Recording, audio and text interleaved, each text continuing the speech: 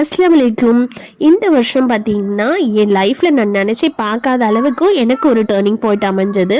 அது என்ன பார்த்தீங்கன்னா இந்த டைலரிங் தான். நான் வந்து யூடியூப்பில் பார்த்து தான் கற்றுக்கிட்டேன். அதை பார்த்து தான் வந்து இந்த மாடலும் நான் ட்ரை பண்ணேன்.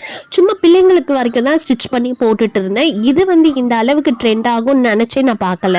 அது மட்டும் இல்லாமல் யூடியூப்பில் எனக்கு 60,000 ஃபேமிலிஸ் கிடச்சிருக்காங்க.